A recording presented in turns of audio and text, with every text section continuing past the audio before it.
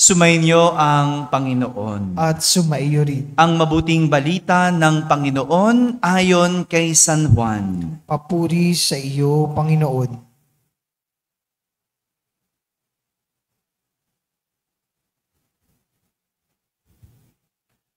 Noong panahong iyon, si Jesus ay pumunta sa bundok ng mga Olibo. Kinaumagahay, nagbalik siya sa templo. Lumapit sa kanya ang lahat, kaya't umupo siya at sila'y tinuruan. Nooy dinala sa kanya ng mga eskriba at ng mga pariseyo ang isang babaeng nahuling sa pakikiapid. Pinatayo ito sa harapan nila at sinabi kay Jesus, "Guro, ang babaeng ito ay nahuli sa pakikiapid. Ayon sa kautusan ni Moises, dapat batuhin hanggang sa mamatay ang mga gaya niya. Ano ang masasabi mo?" Itinanong nila ito upang subukin siya nang may maisumbong sila laban sa kanya. Ngunit yumuko si Jesus at sumulat sa lupa sa pamamagitan ng daliri. Ayaw nilang tigilan nang nakakatanong si Jesus, kaya't sila'y tiningnan niya at sinabi ang ganito, "Sino man sa inyo na walang kasalanan ang siyang maunang bumato sa kanya." At muli siyang yumuko at sumulat sa lupa. Nang marinig nila ito, sila'y isa-isang umalis, simula sa pinakamatanda. Walang naiwan kundi si Jesus at ang babaeng naroroon pa rin sa harapan niya. Tiningnan siya ni Jesus at tinanong, "Nasaan sila? Wala bang nagparusa sa iyo?" "Wala po, Ginoo," sagot ng babae. Sinabi ni Jesus, "Hindi rin kita parurusahan. Humayo ka at huwag nang magkasala." Mga kapatid, ang mabuting balita ng Panginoon. Pinupuri ka namin, Panginoong Hesukristo. Magsiupo pong lahat at makinig sa homilya. Isang magandang umaga po sa inyong lahat. Pakibati ang katabi ng pinagpalang linggo sa iyo. Pinagpalang linggo sa lahat ng mga nasa barangay na nakakapakinig ng ating banal na misa. Sa lahat ng mga nasa tahanan, nagsisimba, may sakit at matatanda na via online. Sa lahat ng nasa abroad, isang magandang araw po sa inyong lahat. Kasama kayo sa aming banal na pagdiriwang dito sa ating parokya.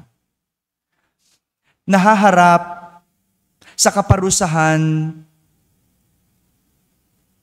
na kamatayan ang bidang babae sa ating ebanghelyo sa linggong ito. Kaparusahan na kamatayan. Siya'y bida hindi dahil mabuti siya. Hindi po ba? Hindi ba ganon sa atin? Sino po ditong mahilig manood ng teleserye? Taas nga ang kamay. Hello. Taas yung kamay. Yan, no, 'di ba? Pag sinabing bida, bida ang karakter, ano yung katangian niya? Mabait, tama, 'di ba? Ganon. At yung masama, anong tawag? Kontrabida, 'di ba? Ganon sa atin, 'di ba? No, yung mababait, no, yung inaapi, yung ganyan, mahinahon, ganyan, yan ang bida. No? At yung mga kontrabida, sila yung masasama. Pero, iba sa kwento natin ngayon. Iba sa kwento ng ating ebanghelyo ngayon. Bida ang may kasalanan. Siya'y bida hindi dahil mabuti siya, sapagkat siya'y makasalanan. At ang kanyang kasalanan ay pakikiapid. Maganda ba yon? Para sa isang tunay na asawa, bida ba ang nakikiapid? Hello. Shout out sa mga nakikiapid dyan. Oh, baka naman, no, di ba? Ganon tayo di ba? Siyempre, kontrabida siya. Kontrabida siya sa pamilya. Kontrabida siya sa relasyon ng mag-asawa. Di ba? Kontrabida siya sa mga anak.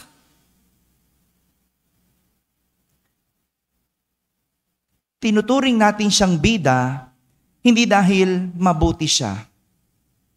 Tinuturing natin siyang bida dahil siya ang ginawang halimbawa ni Jesus para ipakita ang kapatawaran ng Diyos. Kapatawaran ng Diyos.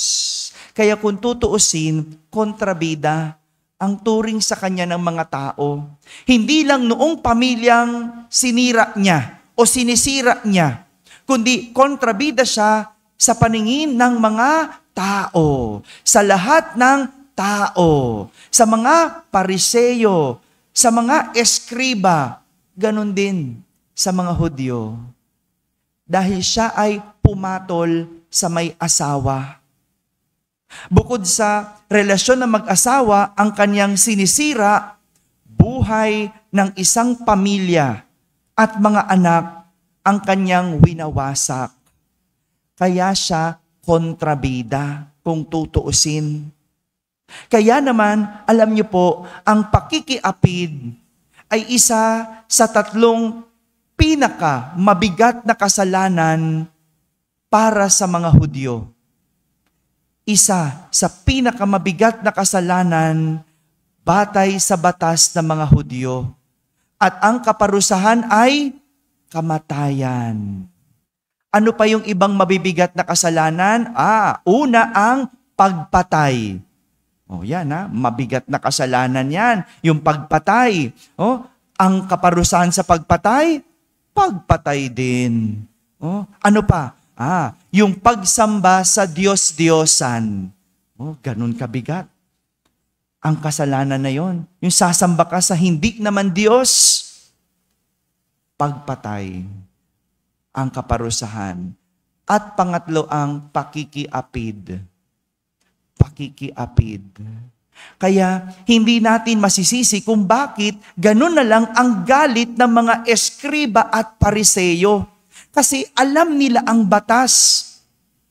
Alam nila at masunurin sila sa batas. Kaya ganun na lang ang galit nila sa babaeng iyon. Ganun din ang tingin at pakiramdam lang ng lahat ng mga tao. Itong mga tao na to, kala mo naman, sila yung sinira nung babaeng nakikiapid, nakikisawsaw pa sa galit, Itong mga taong to, kala mo naman, sila pa yung ganang pwedeng mangbato, di ba? Bakit? Kayo ba yung winasak ng kanyang pakikiapid? Apektado kayo sa kasalanan ng nakikiapid? Grabe rin ang mga tao noon, Paano kaya siguro kung tayo'y nasa panahon noon? O dalhin yung batas nila dito sa atin ngayon, Ilan kaya ang babaeng binabato? O ilan kaya ang nakikiapid? Hindi lang babae. Ilan kaya ang nakikiapid? Hello? May matitira kaya? Meron pa kaya mga mag-asawa? Grabe mga tao noon. Dahil siya'y nakagawa ng mabigat na kasalanan, para bang kahit sino pwedeng pumukol ng bato. Kahit sino pwedeng humusga. Ganyan tumingin ang mga tao noon. Ganyan tumuring ang mga tao noon sa mga makasalanan. Kaya nga, para sa kanila, hindi dapat nilalapitan ang mga makasalanan. Kaya nga sinisita nila si Jesus kapag nakikitang si Jesus kumakain kasama ang mga makasalanan. Nakikipagkwentuhan kasama ang mga makasalanan. Pero iba kasi tumingin ng Diyos. Iba umuri ang Diyos. Si Jesus, hindi siya galit sa babae. Hindi niya kinokondena ang babae. Galit siya at kinokondena niya ang kasalanan ng babae. Galit siya sa kasalanan, hindi sa makasalanan. O, lilinawin ha. Hindi siya bida kasi siya'y may kasalanan. O, baka sabihin nyo, ganun pala, no? Kaya gagawa akong kasalanan para bida ako. Oy, hindi yun ha. Hindi. No? Ginawa lang halimbawa ni Jesus. Kinokondena ni Jesus ang kasalanan. Kaya nga, i-recognize niya. Sinabi niya, huwag ka nang magkasala. Hindi sa nagbubulag-bulagan si Jesus sa kasalanan. Hindi niya tinuturing na masama yung ginawa ng babae. Hindi. Masama iyon. Kasalanan iyon. Pero, ang tinuturing ni Jesus na masama yung ginawa. Hindi yung gumagawa. Kaya nga sa halip na kaparusahan ng babae, ang kanyang sinulong, gaya ng sinusulong ng mga Pariseo, patayin, batuhin. Ang minungkahi ni Jesus sa lahat, tingnan ang sariling kasalanan. Sa pagsasabi niyang, sino man sa inyo na walang kasalanan, ang siyang maunang bumato sa kanya. Kadalasan, nagagalit tayo sa tao dahil sa nagawang kasalanan nito. Hindi ba? Kaya nga nahihirapan tayong paghiwalayin ang tao sa kaniyang kasalanan. Dahil pakiramdam natin at tingin natin, parehas lang sila. Kaya nga nilagyan natin ng pangalan ang kasalanan. Na kapag sinabi nating magnanakaw, meron tayong taong naiisip. Tama ba? Pag sinabing magnanakaw, sino? Yan. Huwag na yung pangalanan. Diba? May naisip na kayo agad. No? Pag sinabing chismosa sa barangay, sino? Meron. Kilala nyo, diba? Kilala nyo eh. No? Pag sinabing palaaway, palamura, kilala nyo, diba? May naisip kayong pangalan. Kasi nahirapan tayong paghiwalayin ang tao sa kasalanan. Nagagalit tayo sa tao. Kasi isa siya sa kasalanan. Isa na ang tao at kasalanan. Ganyan tayo tumingin. Ganyan tayo tumuring ng tao. Pero iba talaga ang pananaw ng Diyos.